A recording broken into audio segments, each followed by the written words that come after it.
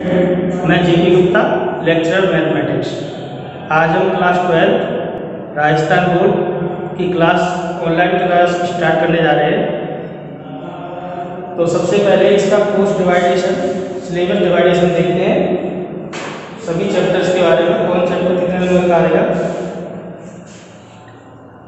तो आपका जो एग्जाम होगा वो टोटल मार्क्स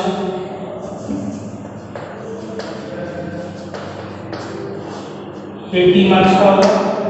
इसमें 67 मार्क्स में होंगे, 20 में होंगे, 100 मार्क्स का होगा। अपने सिलेबस में टोटल 16 चैप्टर है, जो इस प्रकार। पहला चैप्टर है संयुक्त फलन।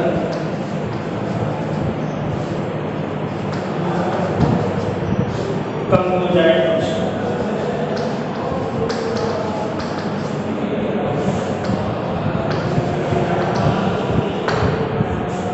दूसरा चैप्टर है प्रतिलोम प्रतिफलन और प्रतिलोम प्रतिफलन।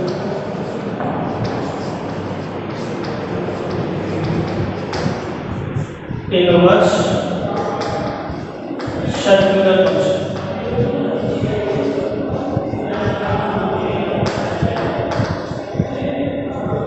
थर्ड चैप्टर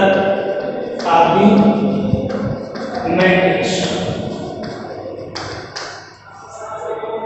फोर्थ चैप्टर है सारणी, determinant.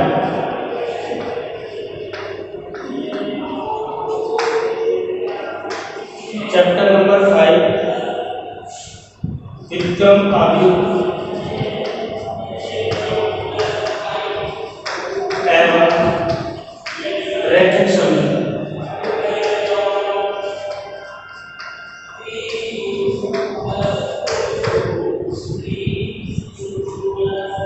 Inverse of matrix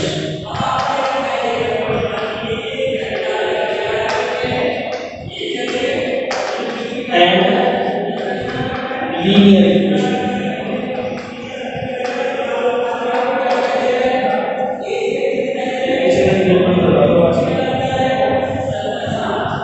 six chapter है अपना स्वतंत्रता एवं अवकलज।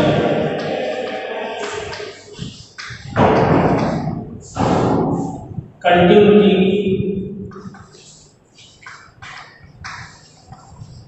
And differentiation.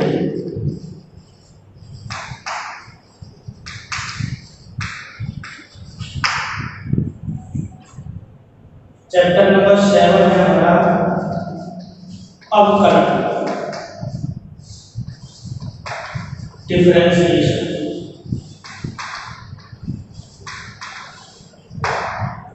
चैप्टर नंबर 8 अवकलन के अनुप्रयोग। एप्लीकेशंस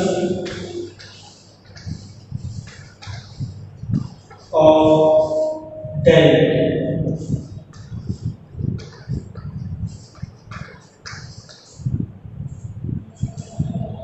इसके बाद चैप्टर नंबर 9 समाकलन, इंटीग्रेशन।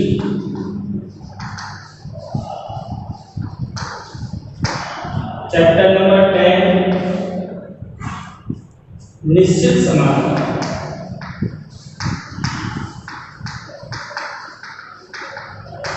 डेफिनेटली।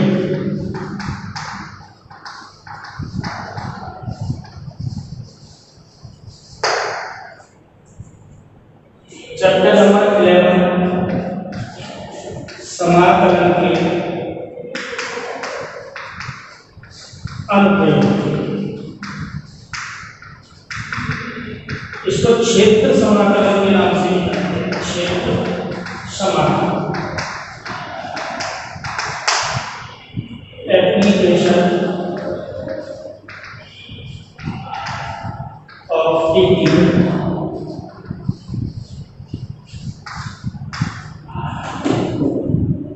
इसके बाद चैप्टर नंबर 12 अवकल समीकरण।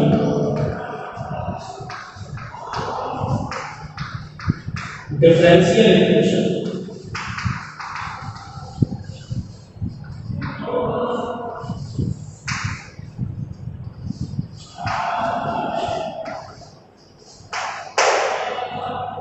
चैप्टर नंबर 13 सदिश vectors. Chapter number 14 त्रिविमीय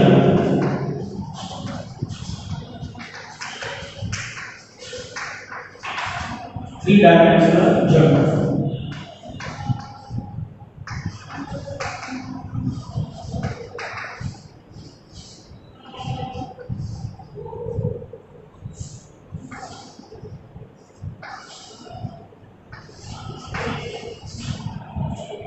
chapter number 15 रैखिक प्रोग्राम लीनियर प्रोग्राम।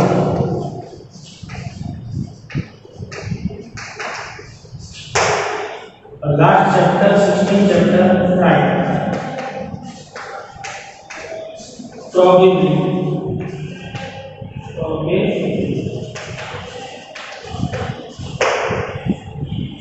तो ये हमारे टोटल 16 चैप्टर जिनका हम अध्ययन करेंगे।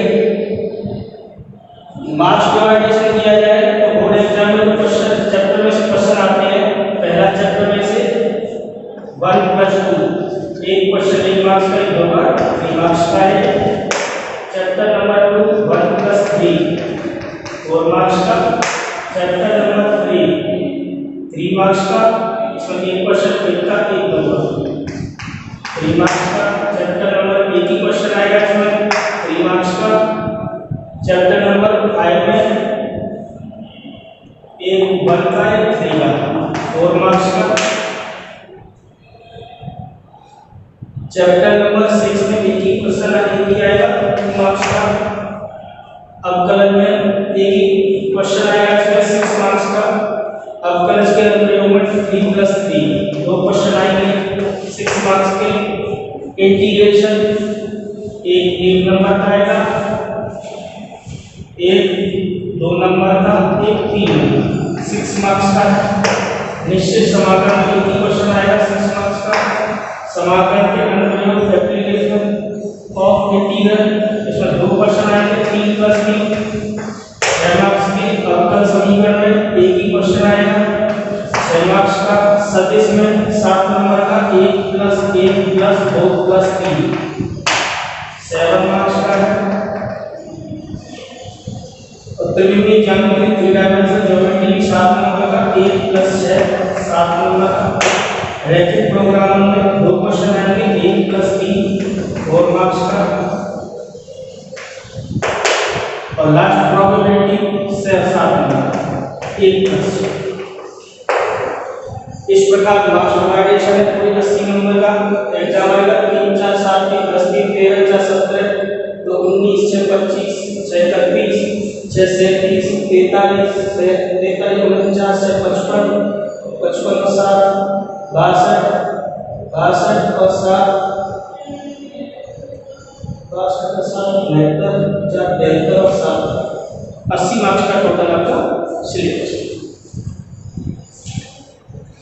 ज्यादातर चैप्टर आपके अननोन है। इसमें आपने ये मैट्रिक्स डिटरमिनेंट या आपने क्लास 11 में इसमें कुछ भी नहीं पढ़ा है। तो क्लास 11 से रिलेटेड एक छोटा सा चैप्टर इनवर्स सर्कुलर फंक्शन, ये आज हम अपनी क्लास में स्टार्ट करने जा रहे हैं। चैप्टर नंबर 1 कंपोनेंट फंक्शन संयुक्त फलन, ये आपको ऑफलाइन क्लास में समझाया जाएगा। थोड़ा बड़ा चैप्टर है तो आज स्टार्ट करते हैं क्योंकि आपका इसका टच भी है। चैप्टर नंबर 3 क्लास 11 में पढ़ा था आपने त्रिकोणमितीय फलन, त्रिकोणमितीय फलन ट्रिग्नोमेट्रिक फंक्शन, थोड़ा बहुत उसी से रिलेटेड है। तो आज फर्स्ट क्लास में इनवर्स सर्कुलर फंक्शन प्रतिलोम गतीय फलन स्टार्ट करने जा रहे हैं। सिलेबस डिवाइडेशन आपने देख लिया होगा। 1-1 नंबर के 10 क्वेश्चन आने हैं, इसमें से 2-2 नंबर के 5 क्वेश्चन, 3-3 नंबर के 10 और 6-6 नंबर के 5। तो स्टूडेंट ये अपना सिलेबस डिवाइडेशन है क्लास 12 राजस्थान बोर्ड जिसमें से 20 सेशन मार्क्स है, 80 मार्क्स का आपका पेपर आएगा, टोटल 100 मार्क्स। तो आज आपका पहला क्लास लेने जा रहे हैं, लेक्चर नंबर फर्स्ट, जिसमें आपका चैप्टर नंबर 7 स्टार्ट करने जा रहे हैं। प्रतिलोम गति।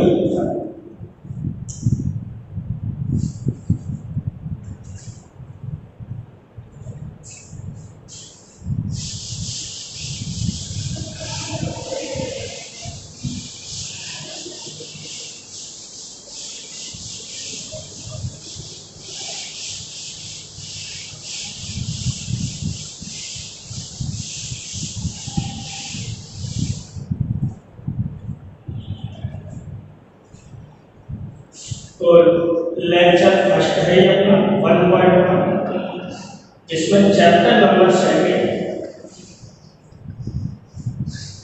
प्रतिलोम गति पर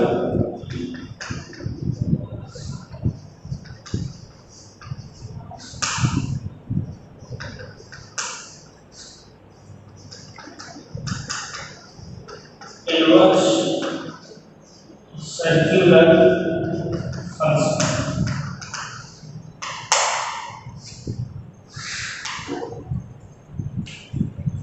चैप्टर नंबर 7 स्टार्ट कर रहे हैं, प्रतिलोम गति फलन। सीक्वेंस से स्टार्ट करेंगे, कंटिन्यू रखेंगे इस चैप्टर को। लगभग 8 लेक्चर में खत्म होना चाहिए। तो आज पहला लेक्चर इसका स्टार्ट कर रहे हैं। तो बात करते हैं प्रतिलोम गति फलन होते हैं। प्रतिलोम गति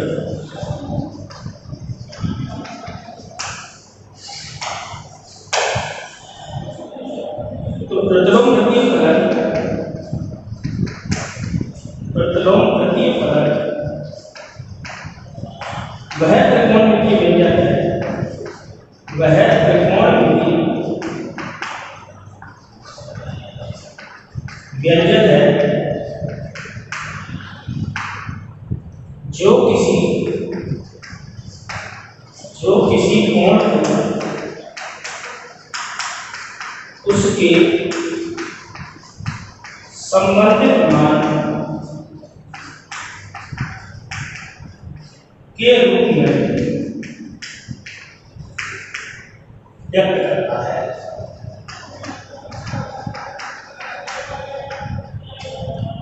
डेफिनेशन को समझेंगे।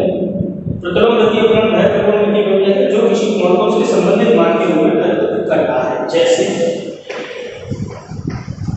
sin थीटा बराबर x, तो यहाँ से sin थीटा बराबर x है, तो थीटा बराबर लिखा जाएगा sin inverse x। sin theta बराबर x, तो थीटा बराबर क्या, sin इनवर्स x। तो कोण थीटा को x के रूप में व्यक्त करने वाला जो व्यंजक है sin इनवर्स, कोण थीटा को x के रूप में व्यक्त करने वाला व्यंजक sin इनवर्स, इसी को कहते हैं प्रतिलोम गति। कोण थीटा को x के रूप में व्यक्त करने वाला व्यंजक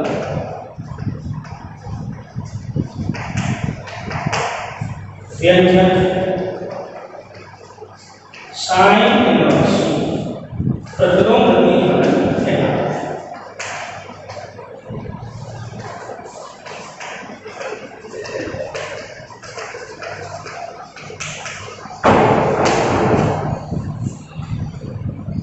कोण थीटा को x के रूप में व्यक्त करने वाला व्यंजक sin इनवर्स प्रतिलोम गति फलन कहलाता है। इसी प्रकार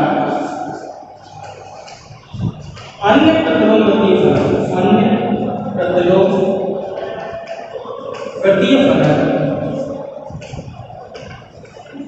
कौन कौन से हैं? cos inverse, tan inverse, cot inverse, sec inverse, cosec inverse. ध्यान देने वाली बात है, प्रतिलोम गति फलन मुख्यतः कोण को व्यक्त करते हैं। मतलब प्रतिलोम गति फलन मुख्यतः कोण होते हैं। प्रतिलोम गति फलन, प्रतिलोम गति फलन मुख्यतः कोण होती है।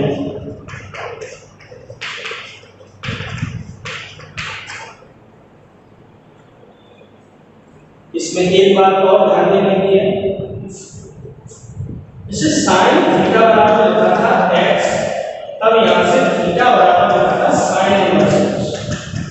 ये साइन इनवर्स x एक एंगल को व्यक्त करता है कोण।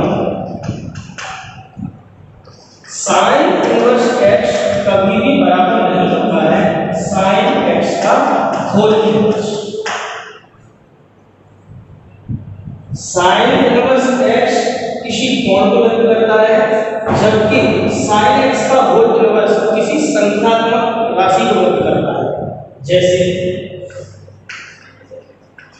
sin π/3 बराबर √3/2, sin बराबर √3/2। तब यहां से π/3 बराबर क्या होगा, sin इनवर्स √3/2। तो sin इनवर्स 3/2 किसको व्यक्त कर रहा है, एंगल कोण। अब यदि sin थीटा बराबर 1/2 लूं तो sin थीटा का होल इनवर्स निकाला जाएगा तो आएगा। तो किसी त्रिकोणमितीय व्यंजक का होल इनवर्स एक कांस्टेंट वैल्यू व्यक्त करता है, जबकि प्रतिलोमवृत्तीय फलन किसी कोण को व्यक्त करता है। तो प्रतिलोमवृत्तीय फलन sin inverse x is not equal to sin x का होल इनवर्स। तो ये ध्यान रखना है, ऐसा प्रतिलोमवृत्तीय फलन जो होते हैं वो मुख्यतः क्या होते हैं, कोण। तो इसकी डेफिनेशन को एक बार और देखते हैं, क्या लिखा है, प्रतिलोमवृत्तीय फलन वह प्रतिलोमवृत्तीय व्यंजक है जो किसी कोण को उसके संबंधित मान के गुणा व्यक्त करता है। जैसे sin थीटा बराबर x और थीटा बराबर sin इनवर्स x। तो कोण थीटा को x के रूप में व्यक्त करने वाला जो व्यंजक है sin इनवर्स, इसी को कहते हैं प्रतिलोमवृत्तीय फलन, इनवर्स सर्कुलर फंक्शन। इसी प्रकार अन्य प्रतिलोमवृत्तीय फलन cos inverse, tan inverse, cot inverse, sec inverse, cosec inverse. ये वैल्यू आपको समझना है, ध्यान रखना है। sin inverse, cos inverse, tan inverse, cot inverse, sec inverse, cosec inverse ये हमारे क्या कहलाते हैं, प्रतिलोमवृत्तीय। आज आपकी क्लास में हमने शुरू में लगाया था ये चैप्टर है 4 मार्क्स का आपका 1 प्लस एक नंबर का एक 3 नंबर। तो आज की क्लास में ये कंफर्म रहेगा, एक नंबर का क्वेश्चन ये पक्का हो जाएगा। तो एक नंबर का जो क्वेश्चन आएगा वो एक चीज पूछता है कि मुख्य मान ज्ञात करने के लिए किसी प्रतिलोमवृत्तीय फलन का मुख्य मान निकालना। तो मुख्य मान क्या होते हैं, किस तरीके से निकाले जाते हैं, इस टॉपिक का थोड़ा सा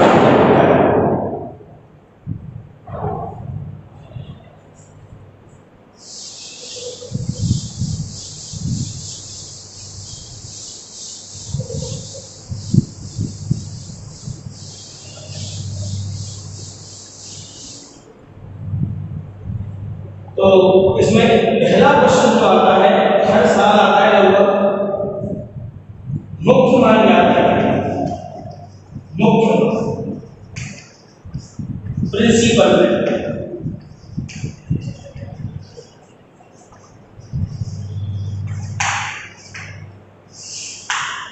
तो इस चैप्टर का पहला टॉपिक स्टार्ट कर रहे हैं, मुख्य मान प्रिंसिपल। क्या होते हैं मुख्य मान, इसका थोड़ा सा ध्यान करेंगे। तो किसी प्रतिलोमवृत्तीय फलन का वह मान जो उसकी मुख्य शाखा से मतलब परिसर रेंज में स्थित होता है, वह मान मुख्य मान कहलाता है। किसी प्रतिलोमवृत्तीय फलन का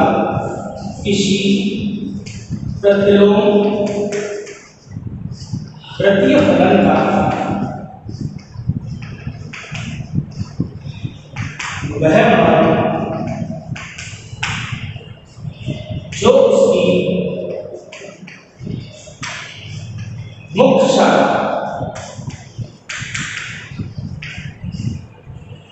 मुख्य शाखा से मतलब है आपको परिसर रेंज।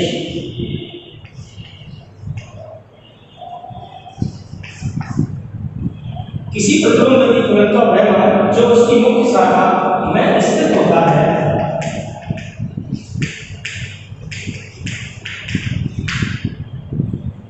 मुख्य मान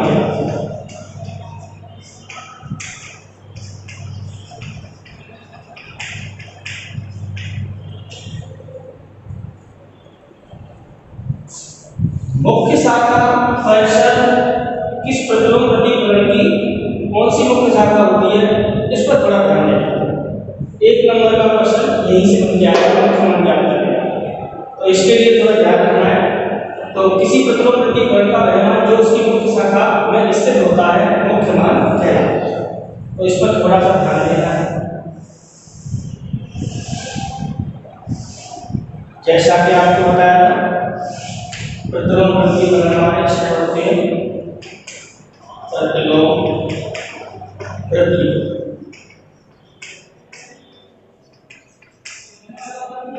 sign inverse, cos inverse, tan inverse, cot inverse, sec inverse और लास्ट वन कोसेक इनवर्स।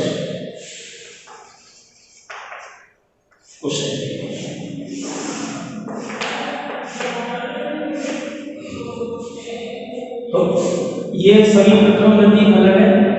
पहले इसका प्रांत 2 में, इसके बाद इसका परिसर जिसको कहते हैं परिसर को ही बोला जाता है मुख्य शाखा। तो जैसा कि बताया था, किसी प्रतिलोम प्रतिफलन का वह मान जो उसकी मुख्य शाखा में स्थित होता है मुख्य मान कहलाता है। तो मुख्य मान किस फलन का क्या होता है ये ध्यान देना है। साइन इनवर्स इसका प्रांत और इसके बाद इसकी मुख्य शाखा। तो इसका जो प्रांत वो -1 से 1 और इसकी जो मुख्य शाखा होती है वो होती है -π/2 से +π। मतलब प्रतिलोम प्रतिफलन साइन इनवर्स का जो कोण है उसका जो मान आना चाहिए वो -π/2 से π/2। ये जो एंगल है वो रेडियन में लगेगा। तो -π/2 से लेकर +π इसकी मुख्य शाखा कहलाती है। इसी प्रकार cos इनवर्स इसका जो प्रांत है वो -1 से 1 और इसकी जो मुख्य शाखा है वो 0 से लेकर, ये सब क्लोज इंटरवल लगाया हुआ है और ये एंगल बीच में शामिल है। tan इनवर्स का प्रांत और रियल नंबर होते हैं और इसकी जो मुख्य शाखा होती है वो -π/2 से +π/2 के बीच में। इंटरवल का ध्यान रखना है, ये क्लोज इंटरवल है, ये ओपन इंटरवल है। थोड़ा सा अलग से बताएं, जैसे अगर कोई वैल्यू किसी क्लोज इंटरवल को बिलोंग करती है तो इसका मतलब है x का मान -π/2 से बड़ा या उसके बराबर और π/2 से छोटा या उसके बराबर। अगर यह इंटरवल ये अंतराल अगर ये वाला लगा है वो बनना -π/2 से +π, इसका मतलब यहाँ से x is greater than -π/2 and less than. तो इसमें -π/2 +π/2 के बीच के और ये भी एंगल शामिल है, इसमें ये दोनों शामिल नहीं। तो साइन इनवर्स की मुख्य शाखा -π/2 से +π/2, cos इनवर्स का 0 से π और ये -π/2 से +π/2 के बीच। cot इनवर्स और रियल नंबर होते हैं इसका प्रांत और इसकी मुख्य शाखा 0 से के बीच। sec इनवर्स और रियल नंबर बस इसमें शामिल कौन नहीं होते, -1, के बीच। जितनी भी संख्या है वो इसके बराबर शामिल नहीं होते। इसका भी रेंज जो होती है वो सेम होती है, लगभग 0 से π, बस इसमें शामिल कौन नहीं होता, π। sec इनवर्स और रियल नंबर -1, के बीच की वैल्यूज को शामिल नहीं होती इसके डोमेन में, और इसकी रेंज इसी प्रकार होती है -π/2 से +π/2, बस इसमें शामिल नहीं होता 0। तो ये थोड़ा याद रखना है, इसको तैयार रखना है। तो अगर किसी प्रतिलोम प्रतिफलन का मुख्य मान पूछा है तो मुख्य मान निकालने के लिए उसके ये देखना है कि आपको वो मुख्य शाखा में स्थित है या नहीं। अगर वो मान उसकी मुख्य शाखा में स्थित है तो मुख्य मान होगा, अन्यथा नहीं। तो पहला टॉपिक मुख्य मान ज्ञात करने वाला, किसी प्रतिलोम प्रतिफलन का वह मान जो उसकी मुख्य शाखा व्यवस्थित होता है मुख्य मान कहलाता है। कोई भी प्रॉब्लम आती है कमेंट बॉक्स में कमेंट डाले थे, नेक्स्ट क्लास में हम उस टॉपिक को जरूर एक बार और लेंगे। तो इसको आपको ध्यान रखना है, ये बुक में आपको सब कुछ मिलेगा।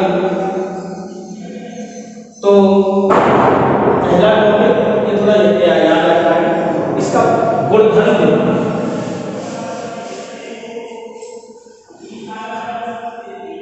तो ये याद रखना है, इसका ये देखिए इसके अगले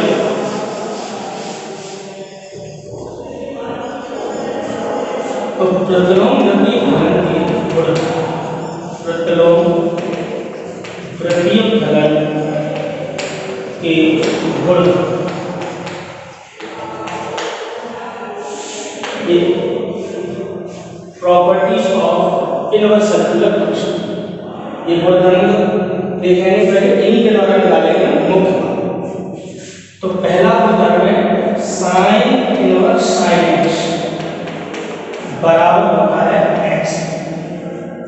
याद रखना साइन इनवर्स से साइन एक्स बराबर होता है एक्स, लेकिन ये एक्स है ना, ये तभी रहेगा साइन इनवर्स साइन एक्स बराबर एक्स तभी होगा जब ये एक्स इसकी मुख्य शाखा में स्थित हो, और मुख्य शाखा में स्थित होने वाला मान ही क्या कहलाता है मुख्य मान।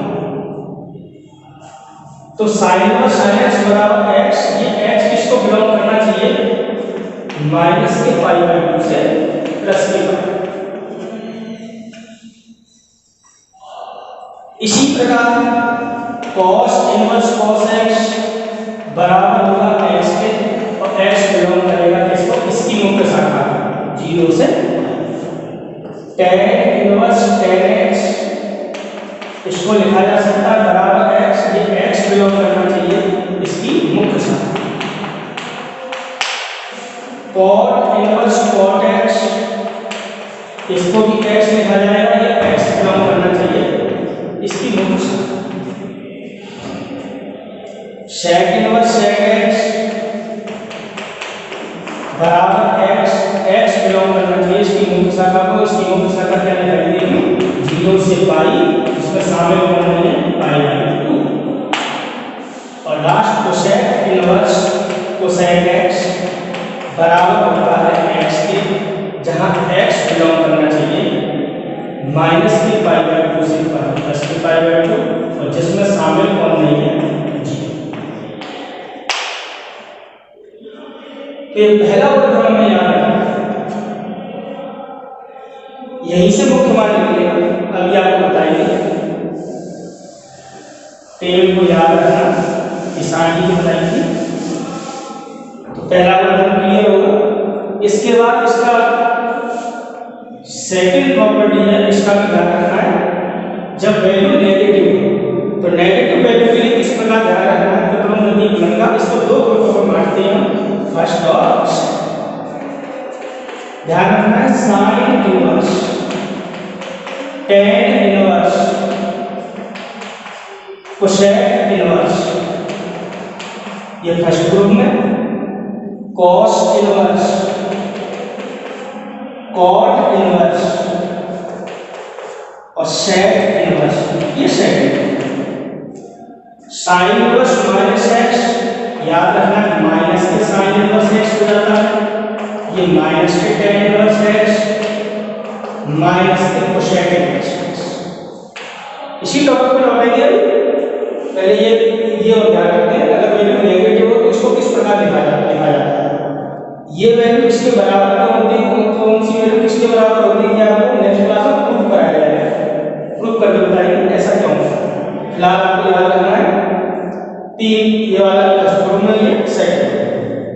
cos inverse minus x pi minus cos inverse x, pi minus cot inverse x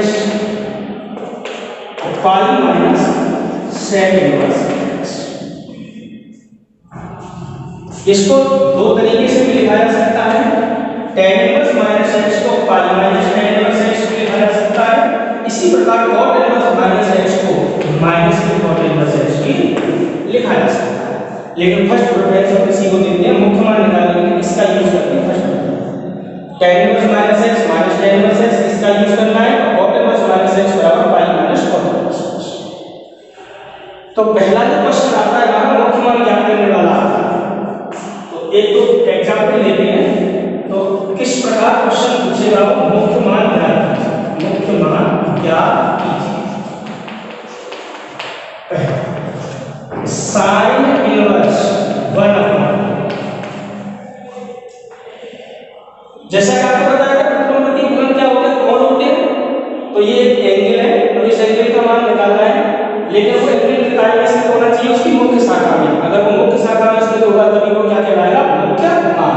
तो ये क्वेश्चन सबसे पहले पूछा जाता है और जरूर आप पूछा जाता है मुख्य मान ज्ञात करना। तो साइन इनवर्स 1/2 का मुख्य मान ज्ञात कीजिए। तो अकॉर्डिंग टू प्रॉपर्टीज आपको ये ध्यान रखना है 1/2 किस एंगल का मान होता है, साइन। तो बस इसका मान निकालने के लिए साइन इनवर्स 1/2, तो आपको क्या लेना है, साइन इनवर्स, और 1/2 किसका मान होता है, साइन 30 डिग्री π/6। तो 1/2 की जगह क्या लिख दिया आपने, साइन π/6। तो गुणधर्म को देखो, साइन इनवर्स साइन x बराबर क्या हो जाएगा, x के। इससे ये हट जाएगा, लेकिन ये जो वैल्यू है x, ये किसको बिलोंग करनी चाहिए, इसकी मुख्य शाखा, माइनस के π/2 से प्लस के π/2। तो यहाँ पर जो π/6 है ये माइनस के π/2 प्लस के π/2 बिलोंग करता है, π/6 बिलोंग करता है माइनस के π/2 से प्लस के π/2। तो इस गुणधर्म से sin पर sin x बराबर क्या हो जाएगा, x के। तो sin पर sin x बराबर हो जाएगा π/6। ये हमारा पहला। तो sin पर 7/2 इसका जो मुख्य मान कितना आएगा, π/6। तो π/6 किसको बिलोंग करना चाहिए, माइनस के π/2 से प्लस के π/2। अगर यदि ये वैल्यू नेगेटिव होती तो क्या करते हैं, जैसे साइन इनवर्स माइनस के 1/2, तो आपको क्या करना है, गुणधर्म सेकंड का प्रयोग करना है। अगर वैल्यू नेगेटिव है तो इसमें ध्यान रखना है sine inverse minus x, tan inverse minus x, cosec inverse sine minus x, minus को डायरेक्टली बाहर कर देना है। तो cosec cos inverse minus x, cot inverse minus x, sec inverse minus x, इसको कैसे किस प्रकार लिखना है, पाई माइनस x, माइनस हटा देना है, इसलिए लिखना है pi minus cos inverse x। ये सेकंड वाला मतलब किसी सवाल में यूज होगा, वो आपको बाद में बताया जाएगा, फिलहाल ये को याद रखना। ये तो sin इनवर्स माइनस के 1/2 क्या लिखा जाएगा, जैसे sin इनवर्स माइनस x का बराबर होता है माइनस के sin इनवर्स x। तो इसको लिख दिया जाएगा माइनस के sin इनवर्स 1/2। नेक्स्ट प्रोसेस यही है, माइनस के sin इनवर्स 1/2 की जगह क्या लिखा जाएगा, sin π/6। और sin इनवर्स sin π/6 को क्या लिखोगे, यहां से π/6। इसका मुख्य मान क्या निकल के आया, माइनस के π/6। मुख्य मान क्यों है, क्योंकि माइनस के π/6 बिलोंग करता है माइनस के π/2 से प्लस के π/2। अगर ये इसको बिलोंग नहीं करेगा तो ये इसका मुख्य मान नहीं होगा। इसके अलावा किसी चीज पर अगर मान लो cos इनवर्स करके दे रखा है, ये समझ में आया होगा, थोड़ा सा ध्यान देते रहना। इसके आपको नए प्रश्न में तो सवाल कराए जाएंगे, इस टाइप के सवाल कराए जाएंगे। फिलहाल एग्जांपल देखो, यदि ये cos इनवर्स होगा तो क्या होगा, तो cos इनवर्स के लिए cos इनवर्स cos में 1/2 मान cos 60 degree, cos 60 degree cos π/3। अब cos इनवर्स cos x बराबर क्या होता था, x के, लेकिन x किसको बिलोंग करना चाहिए, 0 से π। तो ये π/3 बिलोंग करता है 0 से π, 0 से। यहाँ से इसका उत्तर आंसर कितना आएगा, π/3। तो इसका राइट आंसर क्या आएगा, π/3। cos इनवर्स 1/2 का मुख्य मान क्या मिल जाएगा, π/3। अगर ये वैल्यू यहाँ पर cos इनवर्स करके होती, इसके लिए होती, तो इसको किस प्रकार हल करते हैं, cos inverse minus 1/2। cos inverse minus के 1/2 नेगेटिव वाला ही सेकंड वाला बोला जाता है, प्रॉपर्टी गुणधर्म आपको याद रखना है। cos इनवर्स माइनस x को आपको क्या लिखना है, pi minus cos inverse x। तो cos इनवर्स माइनस की वैल्यू को क्या लिखना है आपका, पाई माइनस cos इनवर्स 1/, फिर cos में 1/, cos इनवर्स 1/, इस वाले से इस तरीके से पाई माइनस cos इनवर्स 1/2 की जगह पे क्या लिखना है आपको, cos π/2 cos 60। cos inverse cos x बराबर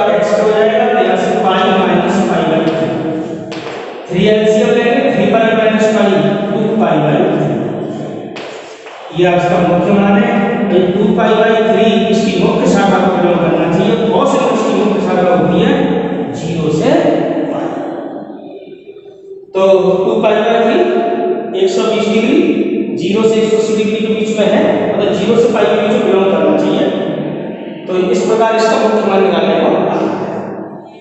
इस क्वेश्चन को थोड़ा टफ किस तरीके से बनाया जाता है वो देखते हैं, तो ये समझ में आया होगा। तो अगर कोई संख्यात्मक वैल्यू दे रखी हो तो आप उसको आसानी से कर सकते हो, लेकिन जब वैल्यू अगर आपको डायरेक्टली हमने दे दिया हो तो उसको मुख्य शाखा में पूछे तो वो देखते हैं उसको किस तरीके से करना है। तो थोड़ा थोड़ा ध्यान देना है, मेन तो गुणधर्मों को याद है। तो इसका एक अच्छा क्वेश्चन और ले लीजिए इसी प्रकार का मुख्य मान ज्ञात करने वाला। जैसे किसी ने लिख दिया हर एग्जाम्पल मुख्य मान ज्ञात कीजिए, वो लिख देगा। मानो क्वेश्चन इस प्रकार पूछा जाता है sin इनवर्स sin 2π/3 का मुख्य मान ज्ञात।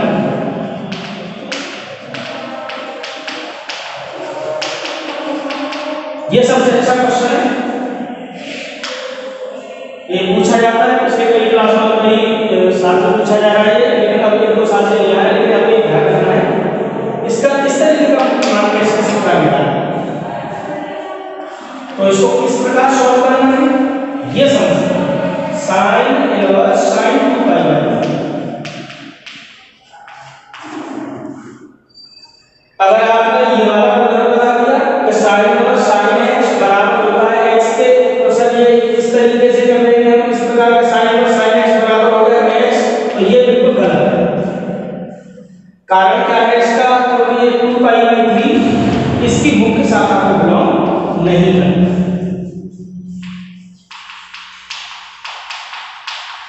ये sin इनवर्स sin x बराबर क्या लिखा है x, x किसको बिलोंग करना चाहिए -π/2 से +π/, माइनस के 90 डिग्री से प्लस के 90 डिग्री, लेकिन ये कितना है 120 डिग्री। इसका मतलब ये इसके बीच में इस अंतराल को बिलोंग नहीं करता है, और ये एंगल ये वैल्यू इस एंगल इस अंतराल को बिलोंग नहीं करता है, मतलब उसकी मुख्य शाखा को बिलोंग नहीं करता है, तो ये मान इसका मुख्य मान नहीं। तो यहाँ से थोड़ी समस्या होती है कि इसको किस प्रकार मुख्य शाखा में स्थित किया जाए, इस पर ध्यान दें। तो इसको कैसे किस प्रकार किया जाएगा ये देखिए, तो इसको देखते हैं। तो ये समझ में आया होगा, इसको नहीं लिखा जा सकता, ऐसे मतलब डाल देना sin इनवर्स से sin कट गया बराबर आ गया 2π/3। ऐसे कभी मत करना कि 2π/3, ये ध्यान रखना कि ये इसकी मुख्य शाखा को बिलोंग कर रहा है या नहीं। अगर मुख्य शाखा को बिलोंग कर रहा है तो उसकी मुख्य शाखा मान कहलाएगा, अन्यथा नहीं कहलाएगा। तो इसको किस प्रकार मुख्य शाखा में लाएंगे वो देखिए। तो sin इनवर्स sin 2π/3 देखिए, ये तो थोड़ा सा बहुत समझ में आ रहा है, जैसे sin इनवर्स से sin हटा दिया, cos इनवर्स से cos हटा दिया, लेकिन जो वैल्यू मुख्य शाखा को बिलोंग करना चाहिए, तो हम क्या करेंगे इसको मुख्य शाखा में लेके आएंगे। sin 2π/3 sin 120 डिग्री, sin 2π/3 को क्या लिखा जा सकता है sin π-π/3। 2π/3 को क्या लिखा जा सकता है π-π/3। 180 डिग्री में से आप 60 डिग्री घटाओगे तो कितना बचेगा 120, और sin π-θ बराबर होता है sin। तो इसको क्या लिखा जा सकता है यहाँ से sin π-θ बराबर क्या होगा sin θ। तो इसी प्रकार इसको लिख देना है बस। तो sin इनवर्स sin 2π/3 को क्या लिख देना है sin π-π/, और sin π-θ का बराबर किसके बराबर होगा sin θ। अब यहां से sin इनवर्स sin x बराबर क्या होगा x, और ये x किसको बिलोंग करना चाहिए इसके मुख्य शाखा, और ये π/3 60 डिग्री, ये माइनस के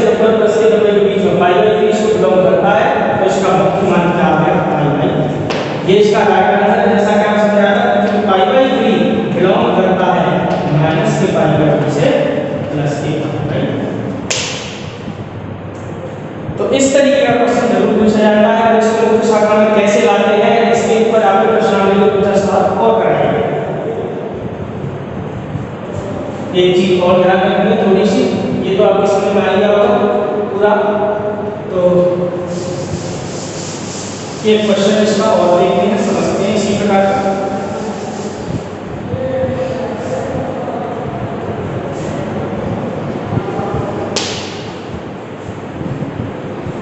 जैसे cos inverse 7π/6, cos inverse cos 7π/6 का मुख्य मान क्या है? इस प्रकार का क्वेश्चन है। ये बोर्ड एग्जाम में पूछा हुआ क्वेश्चन है। तो इसका मान किस तरीके से है? बिल्कुल सेम है, sin इनवर्स या cos इनवर्स। मतलब प्रति फलन कोई सा भी तो किसी प्रकार का पूछा जा सकता है, sin inverse cos inverse tan inverse. तो इसको किस प्रकार हल करेंगे वो समझो। तो अभी जैसे आपको बताया था थोड़ा ध्यान प्रश्न में, cos इनवर्स cos x बराबर होता है x के, लेकिन ये x किसको बिलोंग करना चाहिए? इसकी मुख्य शाखा। तो cos इनवर्स की मुख्य शाखा क्या होती है? 0 से y। तो अब इसको जरा देखा जाए, तो इसको अगर हम देखें cos इनवर्स cos 7π/6, तो हम लोग सर इस तरीके से इसको cos इनवर्स cos हट गया, x आ गया, cos इनवर्स से हट जाएगा तो 7π/6 आ जाएगा। लेकिन ये रॉन्ग है, कारण क्योंकि ये 7π/6 अगर इसका एंगल ये रेडियन में डिग्री में ब्रेक कर देते हो 210 डिग्री, और 210 डिग्री 0 से 180 के बीच में नहीं, तो ये इसको बिलोंग नहीं करता 0 से। ये टेक्निकल क्वेश्चन है, इस प्रकार का पूछा जाता है। तो अब इसको किस प्रकार लिया जाए? तो cos इनवर्स cos 7π/6 का मान यहाँ से 7π/6 के बराबर नहीं होगा, क्योंकि 7π/6 इसकी मुख्य शाखा को बिलोंग नहीं करता। 7π/6 does not belong to 0, जैसे कि आप पहले क्लास 11 से जानते थे ASTC रूल से sin cos tan cos sec cosec sin first और सेकंड में पॉजिटिव होता है, tan फर्स्ट और थर्ड में cos फर्स्ट और फोर्थ में पॉजिटिव होता है। तो ये पॉजिटिव वैल्यू है, हम इसको फोर्थ क्वाड्रेंट में ले आएंगे। किस प्रकार लिखेंगे वो समझिए। तो cos इनवर्स cos 7π/6 बराबर, तो 7π/6 को लिखा जा सकता है cos इनवर्स cos 2π माइनस 5π/6।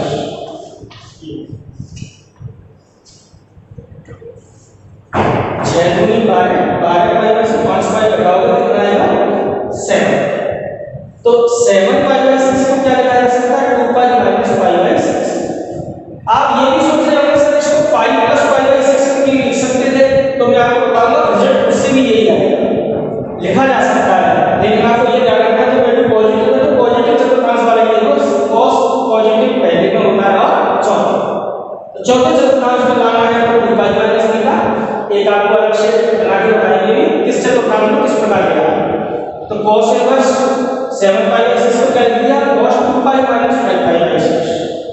अब cos इनवर्स cos 2π माइनस 5π/6 आप जानते हो cos 2π minus theta, cos 2π minus theta, cos 360 minus theta बराबर होता है cos। याद रखना cos cos ही रहना चाहिए, कि sin का हम लिख रहा तो यहां से हटेगा नहीं, ये गुणधर्म बनेगा। तो cos inverse cos 2π minus 5π/6 cos 2π minus theta, cos 2π minus theta का बराबर होता है cos थीटा। तो यहां से क्या होगा? ये cos 5π/6 के बराबर, cos 360 माइनस थीटा बराबर होता है cos थीटा।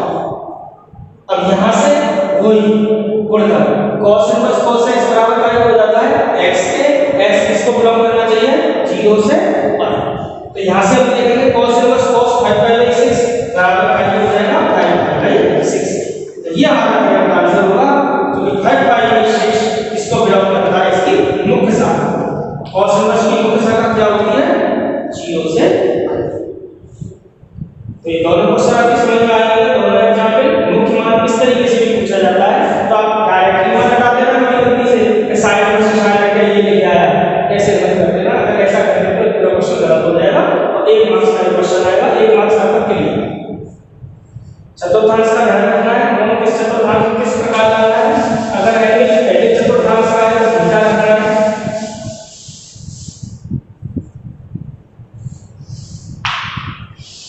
थोड़ा याद रखना है।